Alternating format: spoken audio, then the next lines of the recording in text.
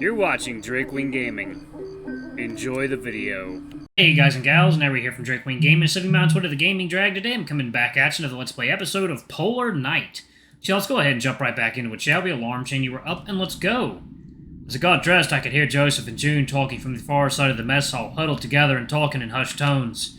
That was when I recalled the conversation between them on the Sylvia, where they'd seemed to be discussing blackmail and sabotage. On the one hand, this might be an opportunity to get their side of the story while no one else was around. But on the other, well, no one else was around. If I probed too deeply, part of me thought it was silly to be so paranoid, but if what I'd heard was even slightly accurate, it's possible the pair were involved in something shady, maybe even criminal.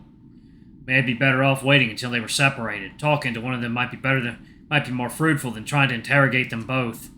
Either of them might feel pressured to keep quiet in the presence of the other. I'd rather June would.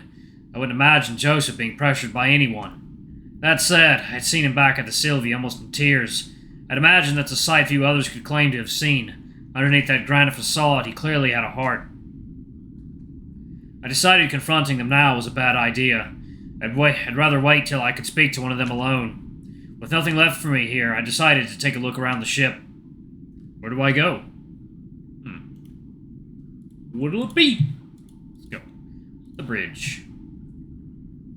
As I approached the door to the bridge, I could hear murmuring. The door had a small window that had been shattered, leaving broken glass scattered all over the floor. As my boots crunched the glass, the murmuring stopped. I pushed the door open and saw two pairs of accusing eyes glaring back at me. Oh, perfect. Aaron and Tabby. Exactly what I wanted to see right now. The bridge itself looked wrecked. Everything was damaged as far as I could tell, but not from neglect or the elements. It looked like a fight had taken place. Each station had banks of instruments and computer screens, all now blank and silent. Layers of frost and ice had covered them, burying much of the devices. And the loud groan of metal. Up here the metallic creaking felt louder than ever. I felt the vibrations in my very bones. It's no use. Everything is smashed. I bristled at his accusatory tone, but said nothing. I really did not want to start a fight. Swallowing my pride, I made my way over to them, pausing as my boots once again crunched broken glass from the nearby consoles. They really did a number on this place. I don't think there's a single station that isn't totaled. So I see. There was an awkward silence. The pair of them shuffled uncomfortably. Tabby in particular seemed like she was going to speak a couple times before seemingly having second thoughts. Fuck this. I was just going to get this over with. Look, if you have anything you want to say to me, now's the fucking time. You want to blame me for voting to continue, aye? Aaron, for his part, looked even more uncomfortable and said nothing. Tabby, on the other hand. Is all this worth it? Seeing all this? She stretched her arms out, gesturing at the tomb-like command center. Another eerie groan from the ship punctuated her point. Help you sleep? Because I could have easily gone the rest of my life not seeing this place.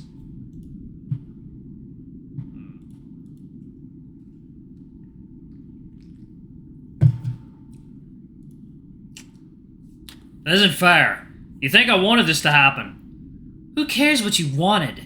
You saw the Sylvia. Hell, you probably had a better idea what a fucking shitheap it was than any of us. Stefan, I can understand. He's fucking obsessed, but you hate your brother. I don't see... Don't. My tail curled and lips trembled as I struggled to contain a growl. Aaron noticed and took a small step back. Tabby stood her ground, but she lapsed into silence, staring me down. After a pause, she turned and stormed off toward the bridge wing. I took a second to settle myself. My blood raced and my limbs trembled. In count of 3, hold, count of 4, out. So, we came up here to see if the radio worked. Oh. We came up here to see if the radio worked. I blinked, suddenly remembering he was here. He still looked uneasy, watching me while his leg twitched. With a deep breath, I relaxed, rubbing my eyes. Yeah, it sounds like a good idea. Bad news. It's wrecked. Of course it was. Wrecked. Someone smashed the shit out of it. It was an accident, that much I can tell you. Are you sure? Take a look yourself. He led me back toward a side room whose door had been smashed in. Its handle and lock were missing, leaving a ragged hole. The room itself was pretty cramped and, much like everywhere else, covered in a layer of frost. Snow had built up in piles in the corners of the room. Much of the room was taken up by banks of equipment. It looked pretty modern. At least it would have, if not for the massive chunks taken out of it. It was hard to see through the layer of snow, but I could make out pieces of the equipment on the floor. I gave a low whistle. See what I mean? It almost looks like someone went at it with an axe or something. Yeah, but why? We both stood and stared at it in silence for a while, pondering the ramifications. Actually, I just remembered. You're an electrical engineer, yeah? Think you could fix it? Electrician. I mostly deal with wiring, fuses. I passed my torch beam over the wreckage. I don't know, man. I could take a look, but I'm no miracle worker. But there's a chance. I thought hard, pondering. I didn't know anything about radios. If there was a manual or if someone here knew more about them. I guess. Maybe Joseph would know about radios. I could ask him. Rufus is ex-army. He might... I gave him a look. Okay, yeah, maybe not Rufus.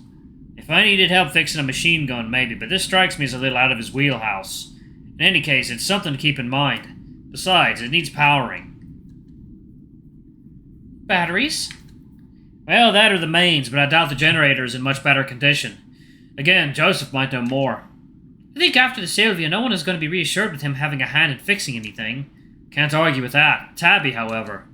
He gave me a quizzical look, then a look of dawning realization.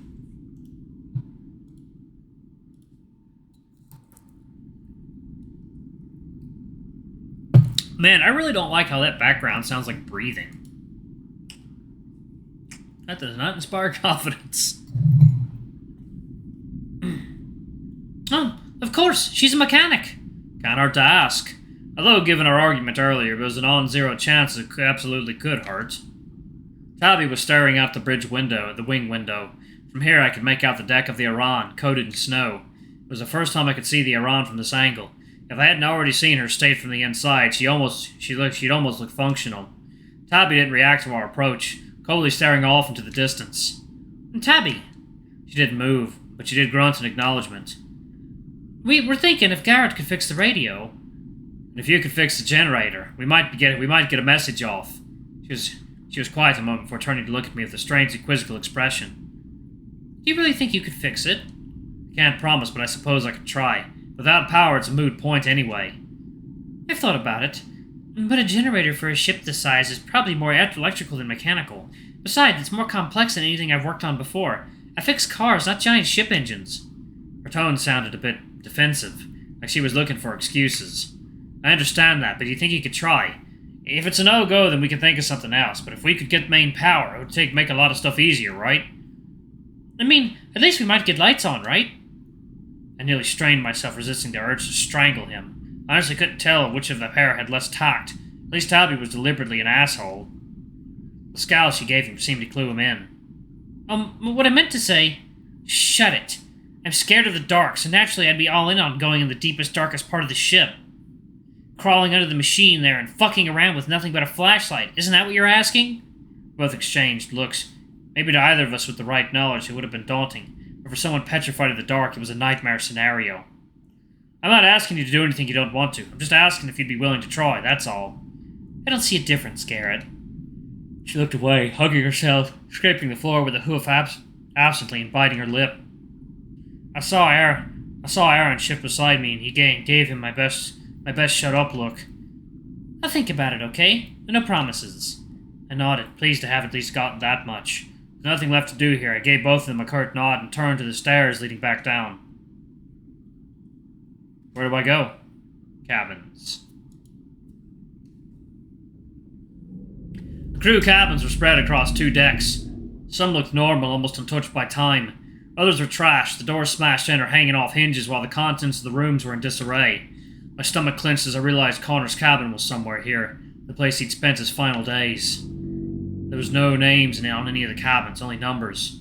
I didn't even know where to start as I moved between the rows of doors, peeking into the open ones and being immediately put off by the mess within.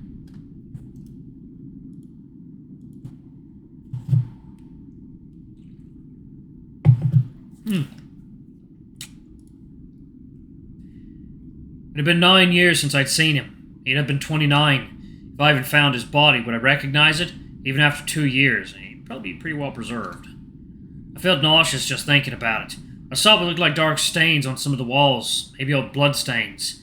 It was hard to say. My nose could detect anything, but then, after this long, dried blood would be undetectable by scent. I was shaken from my thoughts by the sound of something moving. My heart leapt into my throat and I froze.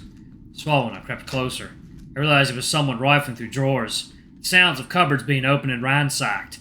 I heard what sounded like a loud exhale. I carefully approached the door, preparing to look around. Gah! Ah! I reeled, rubbing my nose as he stumbled back before collapsing onto his backside on the floor. The fuck? Garrett? Sorry. I pinched my nose, dabbing at my nostrils for signs of blood, and gave him a chagrined smile as he gazed up at me. First with a furious look, but then he softened when he saw it was me. Okay, I'm convinced you're trying to scare me deliberately. I offered a hand and pulled him upright. Thori did mean it. I spoke thickly, pinching my nose. Didn't seem to be bleeding, fortunately. You should maybe consider that bell idea. Fuck you. He gave a little smirk, but then his face fell. So about Alex, any luck? No, not... He trailed off. I swallowed. Should I put my hand on his shoulder? Should I tell him to keep looking? Was he starting to understand that Alex was almost certainly... I take it you're looking for your brother, Carl, right? Connor, and I suppose I was. I couldn't meet his gaze, but it seemed it really was as easy to read as people had said. Oh, excuse me. I've searched the 3 cabins on this side. He pointed back the way he'd come, indicating the open cabin doors on the left wall. I didn't see anything belonging to a Connor, but you're welcome to give them another look. Aye, well, thanks. He unexpectedly placed a hand on my shoulder and squeezed, giving me a sympathetic smile. For a brief moment, my chest felt warm, and I considered asking him to help me look, just to avoid the loneliness. Just so I didn't have to find Connor alone. And in a moment, he was gone. I glanced back to the room Stefan had already ransacked. There was a bitter taste in my mouth. My heart was racing. I wandered down toward the first cabins. The cabin opposite the one Stefan had already rummaged through seemed in better condition. With a deep breath to calm my nerves, I stepped inside. The place was surprisingly tidy and clean. Whatever riot had taken place hadn't touched this cabin, nor it seemed had Stefan yet. I didn't even know where to begin, nor even what I was looking for, really. I was less concerned about finding Connor's body, given no one else's seemed to be around. Connor wasn't the type to keep a diary, at least not as long as I'd known him. In fact, he was the type to find it stupid and a waste of time. So I started looking over anything I could find, any books, files, or papers, anything I thought might have a name on it. The first cabin was devoid of anything useful. Room by room, I advanced along the row, sticking to the side that Stefan had yet to ransack. The 5th cabin along was where I found it. It was crumpled up and thrown under the desk. It was pretty fragile from all the frost and moisture, but it was amazingly still legible. Thank you.